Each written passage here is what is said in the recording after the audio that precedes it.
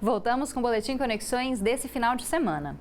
Os casos de Alzheimer, a forma mais comum de demência, dispararam nos últimos anos, principalmente por causa do aumento da população idosa. A doença é causada pela morte de células cerebrais, o que pode ser evitado por meio de estímulos ao cérebro. No vai e vem das ruas, gente apressada correndo contra o tempo. Nos parques e academias, alguns até encontram espaço para se dedicar ao corpo. Enquanto o físico é trabalhado, a cabeça acaba ficando de lado. Mas o que você faz para exercitar o cérebro? O meu dia a dia mesmo é fazer o crochê, porque exercita muito a mente, que a mente vazia, né? É ferramenta do diabo, como se diz muitos. Eu ando muito na rua, meu trabalho é muito comunicativo, conheço muita gente. E nos horários vagos eu leio um livro, leio Bíblia, fico mexendo no celular, no WhatsApp. A falta do estímulo do cérebro é responsável por diversas doenças neurológicas. No Brasil, mais de 1 milhão de pessoas têm o mal de Alzheimer. A doença se apresenta como demência ou perda das funções cognitivas, como memória, linguagem e atenção, causada pela morte de células cerebrais. Ela tem 4 estágios, que é o inicial, intermediário, o grave e terminal. E essa doença vai evoluindo até a pessoa perder toda a sua capacidade de executar as atividades de vida diária dela. Após os primeiros sinais da doença, não é mais possível reverter o quadro clínico, mas algumas técnicas são usadas para estimular o cérebro e retardar a evolução. A gente pode retardar a evolução dela, né? Principalmente com as estimulações cognitivas. E essas estimulações cognitivas a gente pode com coisas do dia a dia mesmo, jogos, caça-palavras, palavras cruzadas, jogos de 7 erros, baralho, dominó. Então, coisas que são acessíveis à população pode retardar a evolução dessa doença. Já de olho no futuro dos filhos, esse pai busca estimular o raciocínio das crianças desde pequenas. A gente costuma fazer jogos de memória, de mímica, né, que aí desperta um pouco essa memória deles das coisas. Eu costumo ler muito para eles, eu e a minha esposa. Inclusive esse rapazinho aqui, quando a gente lê para ele, a gente fala para ele, olha a gravura. Aí ele olha a gravura, eu fecho o livro e falo, qual que era a cor do chapéu que a pessoa estava usando. Aí ele geralmente costuma lembrar. No início era mais difícil, agora ele já lembra e ele vê coisas às vezes que a gente nem tinha percebido. Bom, agora vamos falar de esporte. Atletas goianas que conquistaram a medalha de prata no Parapan-Americano de Toronto, na modalidade vôlei sentado, estão treinando para os Jogos Paralímpicos do ano que vem no Rio de Janeiro. Apesar dos bons resultados no esporte e de todo o esforço diário, elas ainda encontram muitas dificuldades para se manter financeiramente. A vida de Adria, Jane e Núria tem algo em comum: a superação. As 3 sofreram acidentes de trânsito e tiveram parte da perna amputada.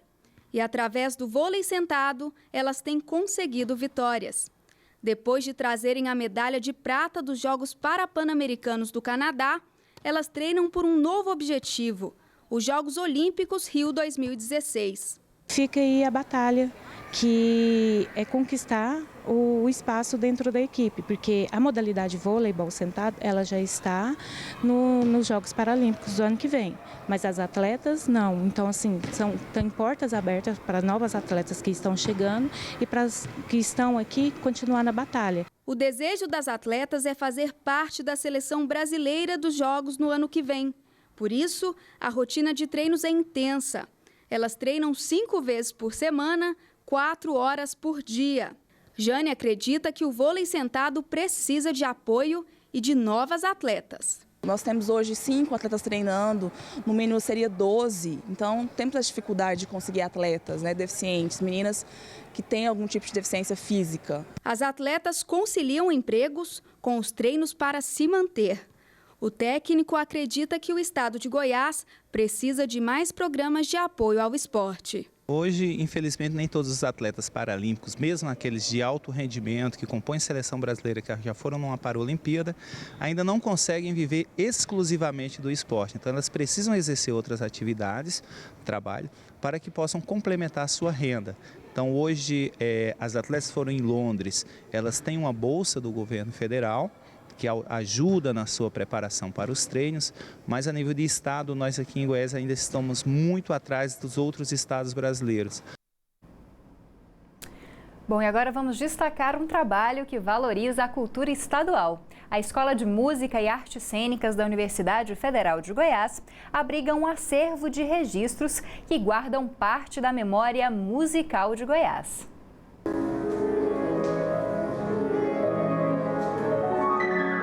O som do piano se espalha pelos corredores da Escola de Música e Artes Cênicas da UFG.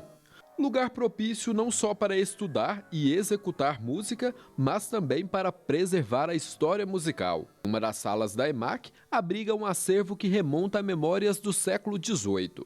O material faz parte da memória musical de Goiás. Alguns dos arquivos são registros da própria universidade e outros material doado.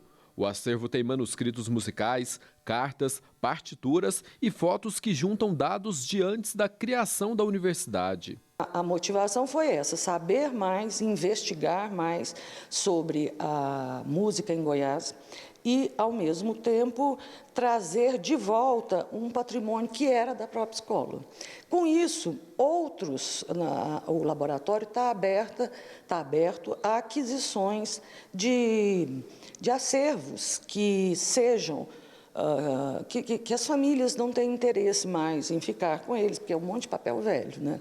Na visão de todos nós.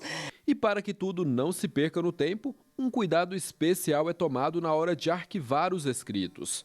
Primeiro o papel é higienizado, depois passa pela restauração e, por fim, é arquivado com muita delicadeza. O acervo será digitalizado e em 2016 será feita a divulgação. A intenção é tornar o laboratório um centro de referência da música goiana. Bom, e o Boletim Conexões desse final de semana está terminando. Eu espero que você participe dos próximos programas enviando sugestões, críticas, vídeos ou matérias.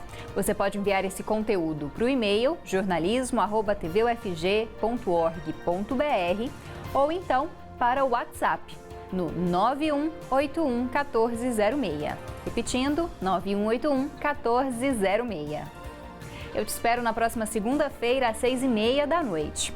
Nesse dia haverá um programa especial para falar sobre o futebol goiano. O apresentador Guarani Neto comanda uma conversa que vai avaliar como foi a trajetória dos 3 principais times de Goiás: Atlético Goianiense, Vila Nova e Goiás Esporte Clube. Então, até segunda-feira.